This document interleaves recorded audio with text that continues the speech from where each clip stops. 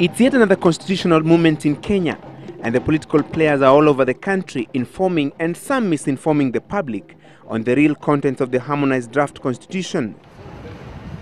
The executive chapter is emerging as the biggest contentious issue in the draft constitution, triggering a major debate among Kenyans.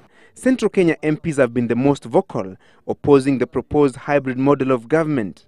Whoever is in charge of really government in a country, he must be the person who was given mandate by the ordinary people, by the voters. But is it all about the flaws of the proposed system of government?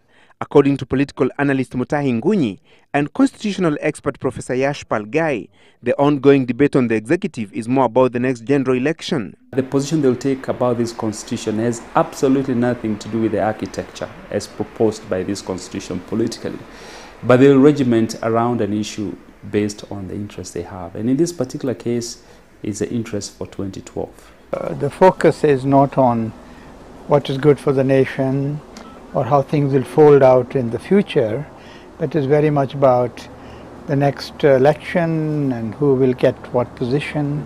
The bone of contention, especially for the leaders from the populous Mount Kenya region, is a proposal that the president, who must garner at least 50% plus one of the total votes cast, will have to cede a huge chunk of executive authority to the prime minister.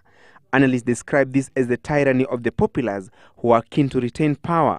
We associate the president with the tribe. You know, our turn to eat. Now Kikuyus, now Kalenjin, maybe Luo next, maybe Hindi sometimes, though that's unlikely. So this association of government with the tribe, with the region, is also negative. Regions that have many constituencies but less population see no problem with the proposal. It is their ticket to executive authority through the prime minister, whose principal qualification is being the leader of the party with the parliamentary majority. Kenya will live beyond 2012. Supposing we don't have election in 2012, do we stop the process of making the constitution? Of course not. We can make this constitution even for tomorrow, not just 2012. And just like in 2005, when the debate on a new constitution took a political and ethnic dimension, fears abound that efforts by the Nzamba Kitonga-led committee of experts could yet again become a cropper if there is no political goodwill.